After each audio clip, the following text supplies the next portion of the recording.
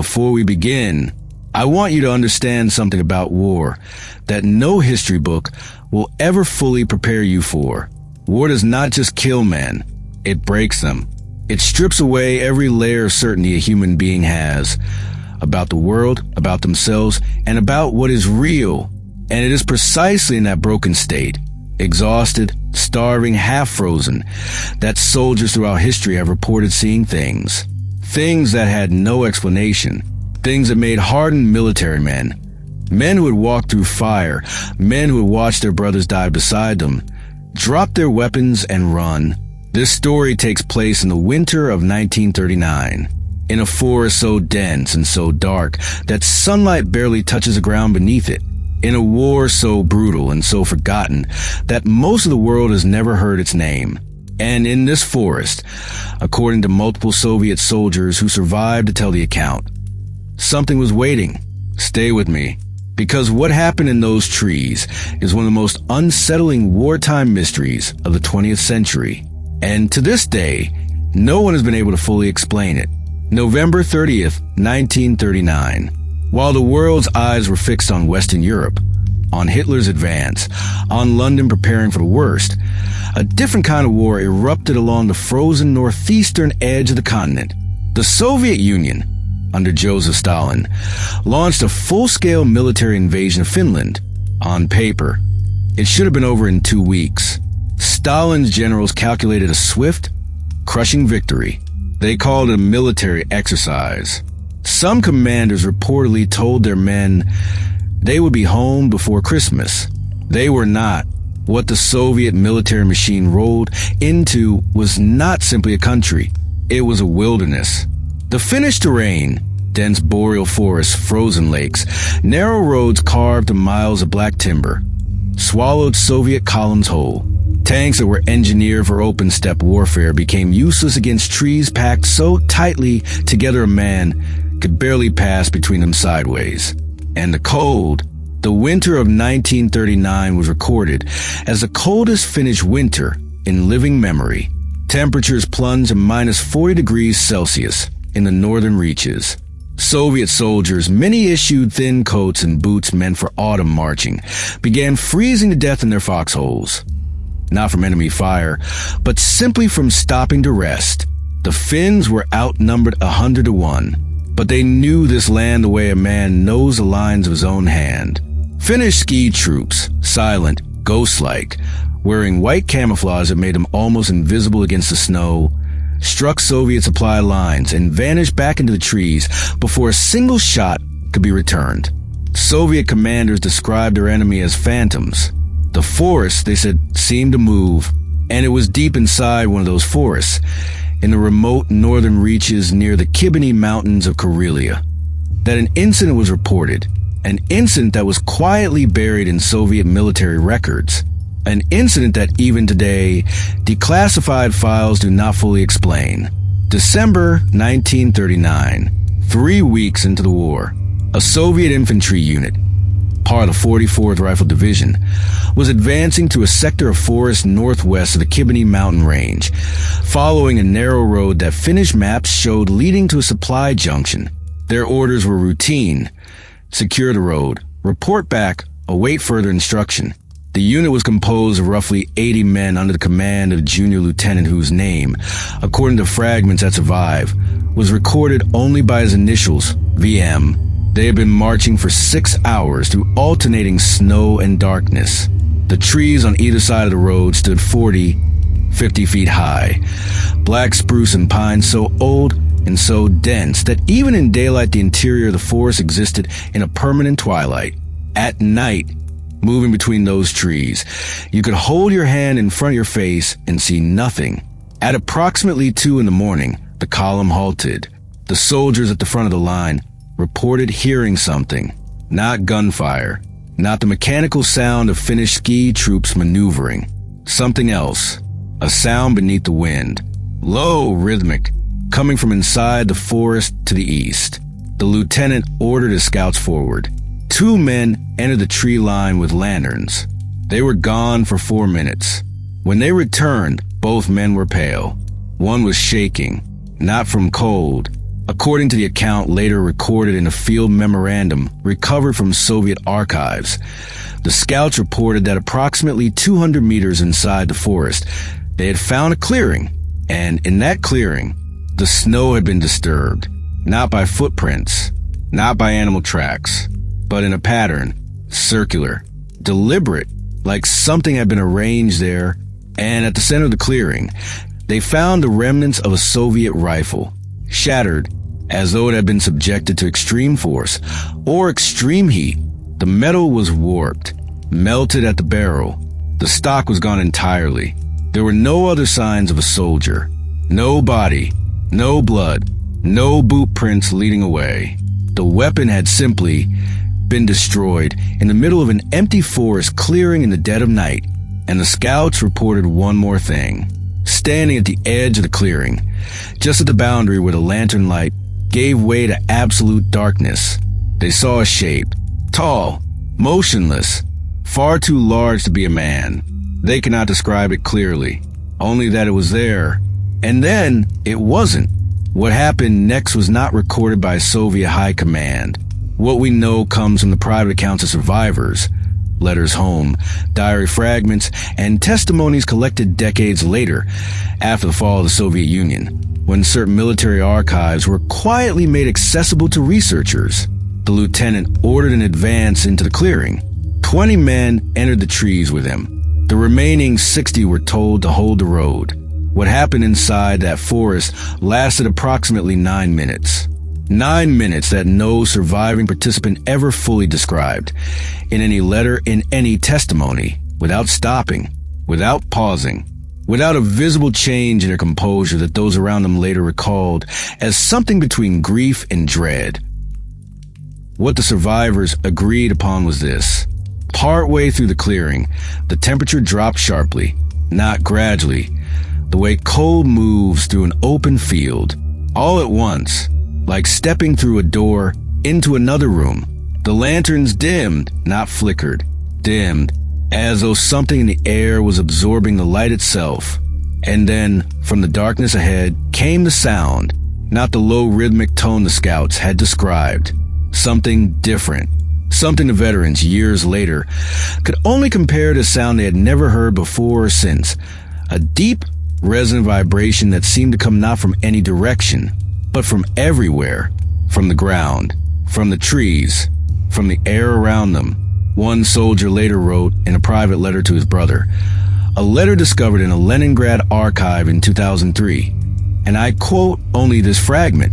We stood still because moving felt wrong, as if moving would bring it closer, as if it already knew we were there and was deciding. Sergei was the first to run. I do not blame him. I still hear that sound when it is very quiet. The lieutenant ordered a retreat. 11 of the 20 men who entered the clearing that night were accounted for when the unit reassembled on the road. 9 were not. 9 soldiers, armed in a group in the middle of a military operation, simply did not come back out of the trees. No bodies were ever recovered. No Finnish forces were reported in that sector that night. The incident was filed after a 3-day delay, as losses due to navigation error and extreme cold. That was the official explanation. That was what the file said. Now, here is where this story becomes something more than a single dark account from a single dark night, because the soldiers of that December patrol were not the first to report something strange in the Karelian forests, and they were not the last. Among the declassified fragments of the Winter War, records scattered across archives in St. Petersburg, Helsinki, and private collectors throughout Scandinavia, there are repeated references to what Soviet field commanders privately called the forest fear, not a psychiatric term, not an official diagnosis, an informal phrase that appeared in at least 6 separate unit reports from the Northern Theater of the Winter War between December 1939 and February 1940. The reports describe strikingly similar phenomena. Soldiers entering specific areas of forest and returning, when they return at all, in a state of severe psychological distress. Men refusing to re-enter tree lines they had passed through without incident the day before. Sentries abandoning posts not from enemy pressure, but describing an overpowering compulsion to move away from a particular section of forest. In one report, a Soviet political officer, whose job it was to maintain morale and report accurately on troop disposition, wrote the following in a communique to his commanding general. The men are not cowards. They have been under fire for 18 days without breaking. What affects them in the northern sector is different. I do not have the correct terminology for it. They say the forest watches. Finnish veterans, interviewed decades after the war, sometimes spoke of the northern forest in terms that echoed Soviet counts, though from the opposite direction. There's a concept embedded deep in Sami and Karelian folklore, the indigenous peoples of that landscape, of certain territories being Haltiapaikka, sacred ground, places where the boundary between the visible world and something else becomes thin. Sami oral histories from the Kibini mountain region, preserved in a work of Finnish ethnographer Juha Penikainen, speak of mountain guardians, ancient territorial presences that do not distinguish between invaders, that respond to violence with something older than violence. Whether that is myth or memory or both, is a question the Finnish soldiers of 1939 did not ask out loud. They simply did not enter certain parts of the forest at night. Even when the tactical situation called for it, they knew something the Soviets did not. Some ground is not neutral. The rational mind demands explanations, and there are several worth considering carefully. The first, and the one favored by most military historians who acknowledge these accounts at all, is psychological. Combat stress and extreme cold produces effects that modern psychiatry recognizes under the broader category of trauma-induced perceptual disturbance. Soviet soldiers fighting the Winter War were operating under conditions almost designed to fracture the human psyche. They were severely underprepared. Many units entered Finland with equipment suited for autumn, not for temperatures plunging below -30. Sleep deprivation was near total. Caloric intake was drastically insufficient. Frostbite was removing men from action at the rate of thousands per week. In those conditions, the mind begins to deceive. It fills the dark with shapes. It assigns intention to shadows. It manufactures sound where there is silence, and silence where there should be sound. Military psychiatrists who studied Eastern Front veterans after the Second World War documented what they termed affective shock reactions, acute perceptual collapses triggered not by a single trauma, but by the slow, cumulative weight of impossible conditions. In other words, the forest did not need to contain a monster. The men's own minds were capable of constructing one. The second explanation is ecological. The Kibini Mountains and the surrounding forests of Karelia are geologically unusual. The bedrock of that region contains significant deposits of apatite and nepheline, minerals that, under certain atmospheric conditions, can produce low-frequency electromagnetic interference.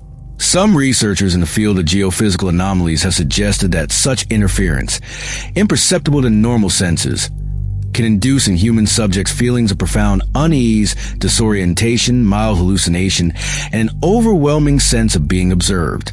The scientific terminology for this is infrasound effect, and it has been documented in other locations around the world as a potential explanation for reports of hauntings, presences, and unexplained dread. The forest, in other words, may have been humming at a frequency the ear cannot hear, but the nervous system cannot ignore. The third explanation is the one no official report will ever record, that something was there, that the forests of Karelia, ancient, vast, and crossed by an invisible boundary between the human world and something older, contain presences that do not belong to any taxonomy of science. The Sami people maintained this belief for thousands of years before a single Soviet boot crossed into Finnish territory. They did not need an explanation. They already had one. I want to tell you about one more man. His name was Private Aleksandr Nikitin, 23 years old, originally from a small town outside Vologda in northern Russia. According to a Soviet field hospital record from February 1940, recovered from St. Petersburg archives in the 1990s and cited in researcher Nikolai Volkov's privately published study of winter war anomalies. Nikitin was brought into a forward medical post near the Finnish border on the morning of February 4th, 1940.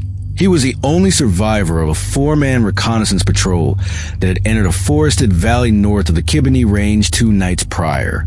He was not physically wounded. He was not frostbitten. He was, by the attending medical officer's description, in a state of complete and sustained cognitive detachment. He did not speak for the first 36 hours. When he did speak, the medical officer recorded his words, apparently more out of curiosity than official obligation, in the margin of a standard intake form. This is what the record says. Nikitin described marching with his patrol into the valley without incident. They had been moving for approximately 2 hours when the patrol leader ordered a stop to reassess their bearing. They stopped in a hollow between 2 ridges, surrounded by old-growth pine. The wind, he said, died completely, not gradually, all at once, like a door closing. And in that sudden stillness, standing at the far end of the hollow, between 2 trees so old and so large they seemed more like walls and trunks, he saw a figure. He could not describe its face. He said he was not sure it had one. He said it was tall in the way that a shadow can be tall. Not a fixed height, but tall in the way it made the space around it feel small. He said it did not move, and he said that in the 3 seconds he stood looking at it, he understood, without any logical process he could name, that it was not afraid of them, that it had been in that forest for longer than any human war, that the guns they carried and the orders they had been given in the name of the country they were fighting for, none of it mattered to whatever stood in that hollow. He said the other 3 men ran. He said he could not run. He said he stood there for what felt to him like a very long time, and then the figure was simply gone, and when he turned around, he was alone. He walked out of the forest by following the sound of artillery in the distance. It took him 2 days. He never returned to active service.